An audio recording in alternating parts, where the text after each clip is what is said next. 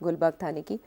अच्छा, कल आपने बात की आर्मी चीफ ने उन्हें जिस तरह से अप्रिशिएट किया, और आपने वजह बताई कि why not prime minister. Army chief के अप्रिशिएट करने से क्या मैसेज कन्वे हुआ और किसको हुआ वो आपने क्लियर बता दिया, गाइड कर दिया। अब जो है वो है कि शहरबानो नकवी साहिबा को रॉयल इन्विटेशन मिला है टू सऊदी अरेबिया, उनकी बहादुरी के एतराफ़ में, और सऊदी एम्बेसडर भी उनसे मिले हैं और उन्होंने सराहा है उनकी इस काविश को। ये क्या मैसेज किया? देखिए, ये बहुत इंटरेस्टिंग मैसेज है। मेरा ख्याल है सऊदीज़ को भी समझ आ गई एक बात की कि इस मौके को पूरा इसका फ़ायदा उठाना चाहिए। और वो क्या फ़ायदा है? जैसे आर्मी चीफ की वजह से एक पैगाम गया है एक्सट्रीमिस्ट एलिमेंट्स को, रिलीजियस एक्सट्रीमिज्म को, कि ये काम नहीं एक्सेप्टेबल, ये गलत कर रहे हैं आप, इस्लामी कानून के मुताबिक भी, रवायत के मुताबिक भी ये गलत है, आप ऐसे काम मत करें।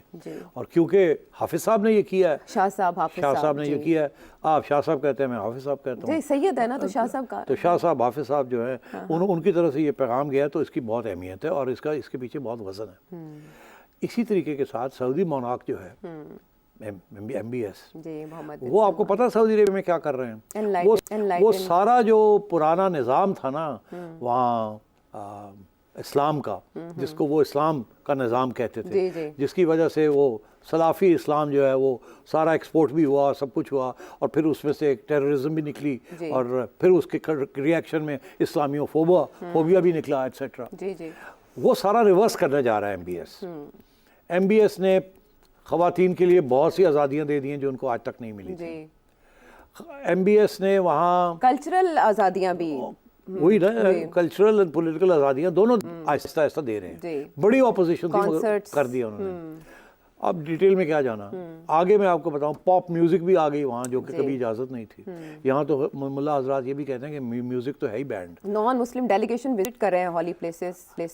अब वहाँ वो उन्होंने एक 450 अरब डॉलर का एक बजट बनाया है कि सारी एक पूरी लंबी चौड़ी strip along the beach, along the sea coast उन्होंने बनानी है वहाँ tourist resort.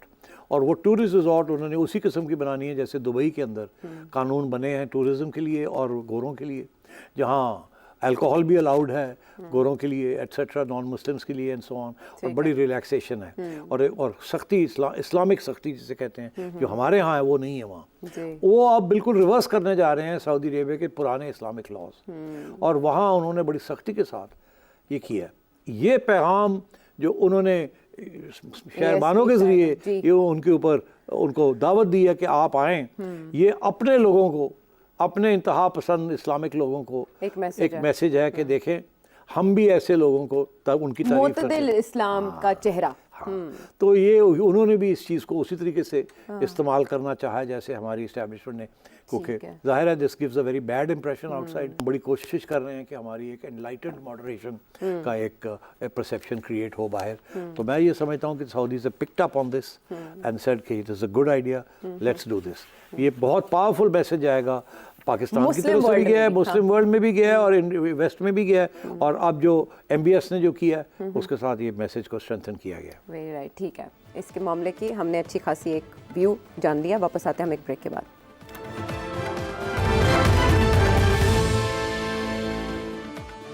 Welcome back to the show. ये लिस्ट है मेरे पास सेठी साहब से, जो आप सवाल जानना चाहते हैं। एक तवील फहरिस्त है और इसमें से हम कोशिश करते हैं कि ज़्यादा से ज़्यादा को एड्रेस कर सकें, लेकिन आप सब लोगों का बहुत शुक्रिया। आपके सवाल विट से भरपूर होते हैं, बहुत सब्सटेंस होता है, लोडेड क्वेश्चंस होते हैं। उनमें से हम जो इंतखाब करते हैं वो अब सेठी साहब के सामने रखने जा रहे हैं। अदील ऑस्ट्रेलिया से सेठी साहब आपसे कुछ जानना चाह रहे हैं। जी, जब आपकी वफाक में हुकूमत होती है सर, तो उस टाइम आपके एस्टैब्लिशमेंट के साथ लड़ाई के चांसेस बहुत ज़्यादा होते हैं, क्योंकि फॉरेन पॉलिसी के इश्यूज होते हैं और बजट के इश्यूज होते हैं, डिफरेंट इश्यूज होते हैं। लेकिन आप मुझे बताएं कि पंजाब में रहते हुए, पंजाब एज आ CM पंजाब भी कोई चांस बनता है आपका कि आपकी मुक़तदरा के साथ कोई लड़ाई हो सके? बताएं। हाँ जी, बात ये है जी कि बिल्कुल इंटरेक्शन रहता है बिटवीन द मिलिट्री अथॉरिटीज़, जो जिनको कोर कमांडर रिप्रेजेंट कर रहा होता है, और ये जो चीफ मिनिस्टर। तो उसके अंदर किस किस्म के इश्यूज हैं जो नॉर्मली रूटीन में आते हैं from the core commander side या ऑन बिहाफ ऑफ GHQ।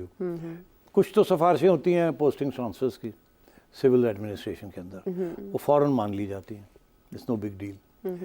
फिर ये ज़मीनों के ऊपर होता है, पंजाब लैंड एक्विजिशन एक्ट, कभी रेंजर्स की तरफ से रिक्वेस्ट आ जाती है कि हमें 100 एकड़ चाहिए, हमने वहाँ अपने लोगों के लिए ये करना है वो करना है, वेलफेयर स्कीम है, कंटोनमेंट, वो फिर ज़मीन खरीदनी पड़ती है पेजेंट से, उनसे सस्ते रेट्स पे ख़रीद के और लीज, लॉन्ग लीज के ऊपर सस्ते रेट्स के ऊपर डिफेंस एस्टेब्लिशमेंट को दे दी जाती है। तो इस किस्म की चीज़ें होती हैं, क्योंकि जो लोकल प्रोविंस वाइज जो डेवलपमेंट हो रही होती है वेलफेयर स्कीम्स की, फौज की, तो वो उनकी बिल्कुल फुल फ्लेज सपोर्ट होती है फ्रॉम द सिविलियन गवर्नमेंट, क्योंकि ये सारी सिविलियन पावर्स होते हैं यहाँ, वहाँ कोई लड़ाई झगड़े नहीं होते, दियो जी जो मंगते पे ना दियो, एवं उसी पंगे दे नहीं लेने ना, तो ये चीज़ें चलती रहती हैं। अच्छा। फिर ये एक आध दफ़ा ऐसे भी हुआ है कि कोई ऐसे सीरियस केसेस हो जाते हैं टेररिज्म के, अच्छा, अब वो कानून के मुताबिक तो पुलिस ने पकड़ना होता है या आईबी वाले होते हैं या पुलिस वाले होते हैं, बट एक्चुअली उनके पीछे तो आईएसआई या एमआई ये लगे हुए होते हैं। तो वो करते क्या है कि उनको पकड़ लेते हैं, खुद तफ्तीश करते हैं। अच्छा, उसके बाद जब तफ्तीश हो जाती है तो फिर गवर्नमेंट को, सिविलियन गवर्नमेंट को कहते हैं ले जाओ इन्होंने और केस कर दो इन्होंने। अब वो सिविलियन गवर्नमेंट बड़ी घबराती हैं इस चीज़ से, बिकॉज जब भी टेररिस्ट को पकड़ा जाता है कोई थोड़ी बहुत तो लितर शितर पड़ता ही है ना, कोई इन्फॉर्मेशन लेनी होती है और वो पुलिस को उसके बाहर रखा जाता है, ये खुद ही एजेंसियां खुद करती हैं और ख़तरा उस और करके तो फिर हैंड ओवर कर देती हैं पुलिस को, जी पर्चा कटो जी हुण 6 महीने असी रख लिया, चंगी इन्फॉर्मेशन लैनी सी रख ली और इन्हों तुसी पर्चा करके तो अंदर कर दो हुण। तो फिर वो पुलिस बेचारी कहती है यार देखो बंदे की हालत ख़राब है, ये है वो है। कभी कभी ये भी होता है कि अंडर इंटेरोगेशन कोई बंदा अल्लाह ने प्यारा हो जाता है, वो मसला बन जाता है, क्योंकि ये जो डिटेंशन होती है ये इसके कोई कागजी कार्रवाई नहीं हुई भी होती, एजेंसियाँ नहीं अरेस्ट कर सकती किसी को, ये तो पुलिस ही करती है on behalf of national security, ठीक है ना। तो ये इस किस्म के इश्यूज भी बनते हैं। अब मैं इससे ज़्यादा नहीं लेकिन कहूँगा, ऐसे मामलात पे तो कभी ये खुफिया रहते हैं, हाँ, ये कभी बाहर नहीं आते। मैं भी चीफ मिनिस्टर रहा हूँ ना, तो मुझे पता है कुछ बातों का, ठीक है। तो इसलिए इससे ज़्यादा बात करना मुनासिब नहीं है, बिकॉज ये सारी बातें जो हैं ये लीगली नहीं होती, ये एक ग्रे जोन में होती हैं, because after all national security का जो इशू है वो है ही ग्रे जोन का। National security is grey zone, all over the world is grey zone, बिल्कुल, या ब्लैक जोन या ग्रे जोन, तो यहाँ भी वैसे ही है, डार्क जोन, इंडिया के अंदर भी ऐसे ही है, ठीक है। तो ये this is unfortunate but that's the way modern states operate. चले म्यूचुअल अंडरस्टैंडिंग से तो ये ये मामला इश्यूज चलता रहता है, प्रोविंशियल लेवल पे नहीं बनते, ठीक है। फेडरल लेवल पे जैसे हमारे दोस्त ने कहा फॉरेन पॉलिसी के ऊपर इशू बन सकता है, बजट्स के ऊपर इश्यूज बन सकते हैं, और भी बहुत से इश्यूज होते हैं जिसके ऊपर इश्यूज बन सकते हैं। जैसे आपने देखा इमरान खान के साथ आईएसआई की पोस्टिंग ट्रांसफ़र के ऊपर हो सकता है, और नवाज शरीफ साहब के ज़माने में हुआ भी था। वो भी एक आईएसआई चीफ को बनाना चाहते थे और आर्मी चीफ किसी और को बनाना चाहते थे, लड़ाई झगड़े हो गए थे। तो इस किस्म की चीज़ें वहाँ बड़ी सीरियस किस्म के इश्यूज होते हैं, जैसे आप समझें strategic issues, mostly regarding policy. Okay, यहाँ जो है this is technical issues, local issues, और बहुत रेयर होता है कि एक स्टेज आई थी, मैं उसका जिक्र कर दूं, I know you are in a hurry to wrap up, but for the next question, Sindh के अंदर आपको याद होगा कि रेंजर्स ने पहले एमक्यूएम के खिलाफ एक ऑपरेशन किया था, and they were not answerable to the provincial government, they were answerable to the GHQ. ये बेनज़ीर के ज़माने में हुआ था, रेंजर्स ने किया था, फेडरल गवर्नमेंट ने किया था इन थियरी, मगर रेंजर्स बिल्कुल उनके अंडर हुआ था, लेकिन ओन पहले आर्मी कर रही थी अंडर जनरल आसिफ नवाज, उसके बाद फिर आर्मी ने कहा, जनरल वहीद ने कहा कि आप खुद कर लें, हमें ना फौज को डायरेक्टली ना इन्वॉल्व करें, तो फिर रेंजर्स के जरिए जनरल नसीरुल्लाह बाबर ने ये किया था। तो इसी तरीके के साथ जब अभी कुछ साल पहले जब पीपल्स पार्टी की गवर्नमेंट थी वहाँ, तो रेंजर्स के ज़रिए जनरल बिलाल अकबर साहब थे वहाँ डीजी रेंजर्स, उनके ज़रिए पीपल्स पार्टी के बहुत से लोगों को पकड़ के ले गए थे, आपको याद होगा।